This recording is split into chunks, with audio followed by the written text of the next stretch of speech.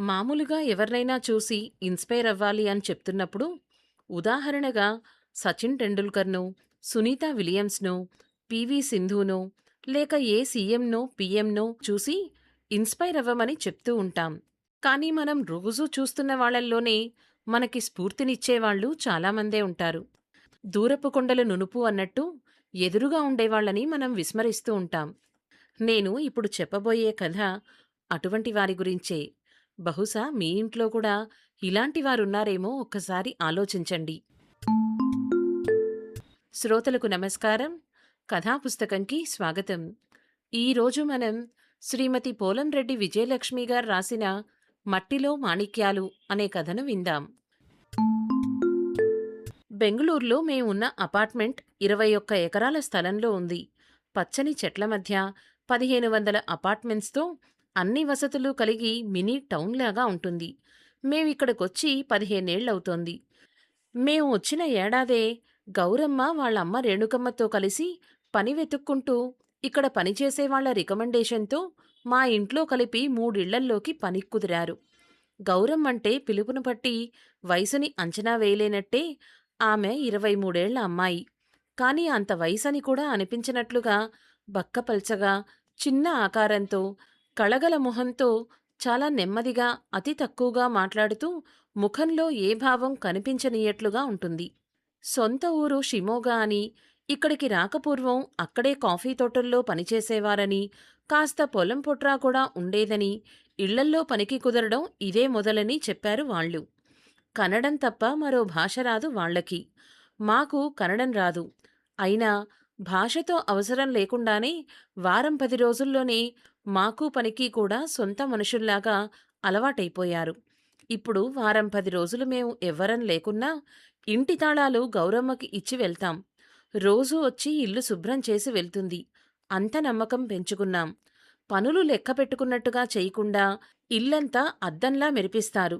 తడుముకోకుండా ఒక క్రమ పద్ధతిలో చాలా శుభ్రంగా చకచకా పనిచేసుకోవడం వారి నేర్పరితనాన్ని చూపిస్తుంది.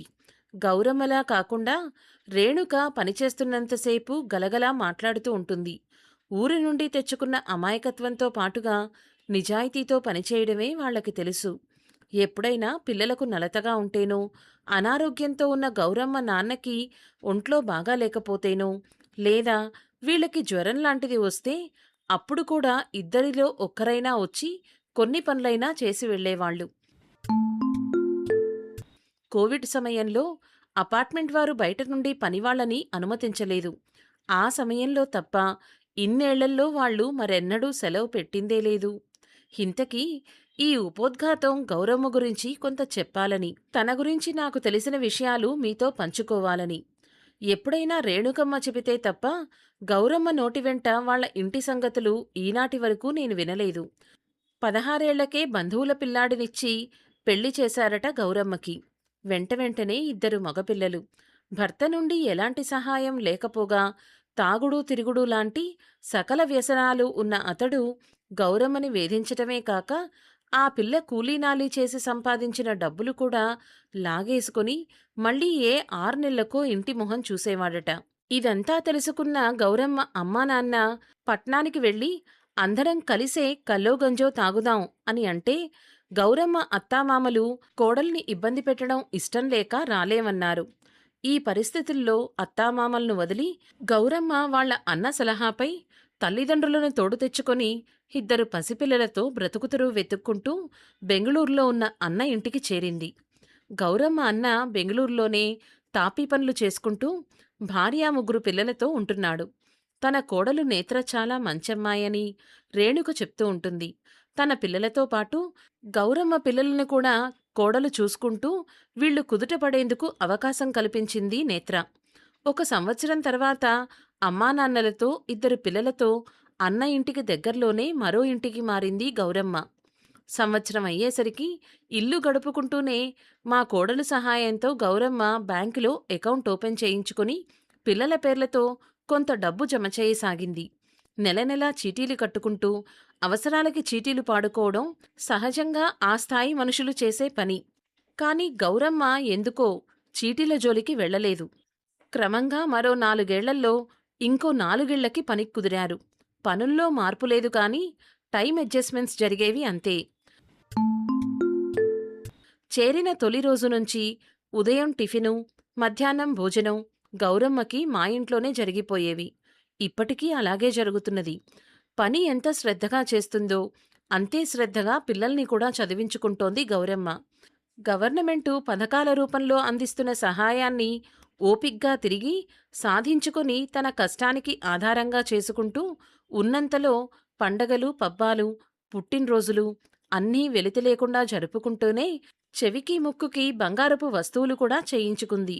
అంతేకాకుండా ఈ మధ్య వాళ్ళ అన్న కూతురు ఓణీల ఫంక్షన్కి నేనిచ్చిన కొత్త చీరతో పాటుగా మేనత్త లాంఛనంగా పసుపు కుంకుమలు, పండ్లు, పూలు, స్వీట్స్‌తో పాటు బంగారు గొలుసు కూడా ఆ పిల్లకి ఘనంగా ఇచ్చింది. పనిలోకి చేరకముందే అడ్వాన్సులు అడగడం, నెలకు ముందే పై నెలలో చెల్లు పెడతామంటూ అప్పులు తీసుకోవడం సర్వసాధారణం పనివాళ్ల విషయంలో. ఎటువంటి పరిస్థితుల్లో కూడా జీతం తప్ప ఒక్క రూపాయి కూడా అడిగి ఎరగదు గౌరమ్మ. నా వసతిని బట్టి 1000, 2000 అప్పుడప్పుడు చేతిలో పెట్టడం తప్ప అంతకు మించి నేనిచ్చింది కూడా ఏమీ లేదు. మా ఇంటికి బంధువులొచ్చి వెళ్ళేటప్పుడు మాత్రం గౌరమ్మ చేతిలో 10 పరకో పెట్టేవారు.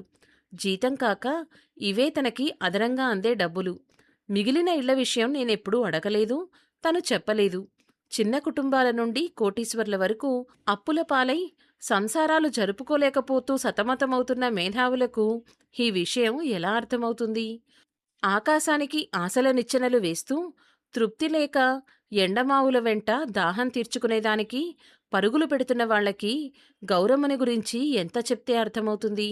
అప్పుడప్పుడు కనపడి వేధించే భర్త, అనారోగ్యంతో తండ్రి, చదువుకుంటున్న పిల్లలు, ఇంటి అద్దె, తక్కిన అవసరాలు ఇన్నింటినీ అతి మామూలు ఆడపిల్ల ఒంటి చేత్తో ఎలా నడుపుకుంటూ వస్తోంది అనే విషయం ఒక ప్రశ్నగానే ఉండిపోతుంది నాకు.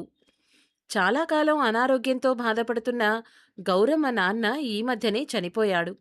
అన్నకి తోడుగా నిలిచి బంధువులందరి మధ్య అన్ని కార్యక్రమాలు కొరత లేకుండా జరిపించింది గౌరమ్మ.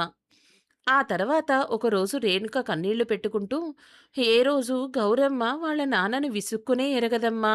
ఆయన కోరినవి చేసి పెడుతూ అడిగినవి కాదనకుండా తెచ్చిపెట్టిందే గాని వైద్యం చేయించటంలో కాని ఎన్నడూ విసుగుపడకుండా ఇంతకాలం తన పిల్లలతో పాటు వాళ్ళ నాన్నని కూడా ఇంకో బిడ్డలాగా సాకింది అని రేణుక చెప్తుంటే, అన్ని వసతులు ఉన్న ఇళ్లల్లో కూడా వయసుడిగిన పెద్దలకు ఈ ఆదరణ దొరకడం లేదు కదా అనిపించింది నాకు.